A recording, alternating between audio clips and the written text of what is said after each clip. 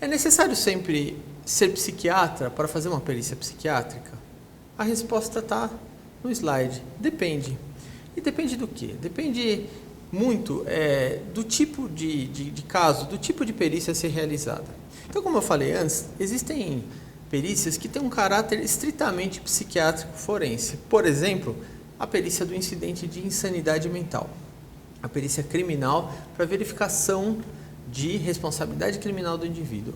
Essa é uma perícia que é complexa, que exige realmente um entendimento não só da ciência psiquiátrica, da especialidade de psiquiatria das doenças mentais, mas também um entendimento legal do Código Penal e uma visão criminológica do fato. Para isso você precisa de um treinamento. Alguns psiquiatras, até psiquiatras que fazem perícias cíveis, não realizam esse tipo de perícia. Então, essa é uma perícia que aqui no Instituto a gente recomenda sempre que seja feita pelo psiquiatra. Alguns casos também, em direito de família, são muito específicos, são muito particulares e são também privativos do psiquiatra. Casos também que o juiz solicita um psiquiatra também devem ser feitos pelo especialista, não há como fugir da determinação judicial. E também existem casos que são casos complexos e que necessitam uma experiência em saúde mental muito grande. Vou dar um exemplo aqui.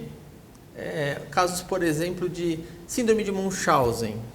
São casos extremamente complexos que vão depender que um psiquiatra veja, que um pediatra veja. Então, são casos que fogem da normalidade. Porém, existem perícias gerais que têm componentes psiquiátricos que são passíveis do perito generalista realizar uma avaliação correta, adequada, objetiva do estado mental daquele indivíduo, inclusive com considerações prognósticas e de sua capacidade para diferentes ações, diferentes atos da vida civil ou laborativos. Se isso não fosse verdade, não seria possível, por exemplo, que peritos legistas fizessem ações de interdição. A ação de interdição, basicamente, é uma perícia psiquiátrica, porque você está avaliando a capacidade civil do indivíduo. E se ele tem uma capacidade civil prejudicada, é porque ele tem um componente de prejuízo no discernimento, de prejuízo mental e cognitivo. Se tantos médicos legistas aqui no Instituto fazem perícias de interdição, é possível se fazer também outras avaliações psiquiátricas, por exemplo, da capacidade laborativa. Muitos peritos, por exemplo, que trabalham no INSS, não têm a possibilidade de solicitar uma avaliação psiquiátrica. Ou se tem essa possibilidade, é uma possibilidade muito restrita.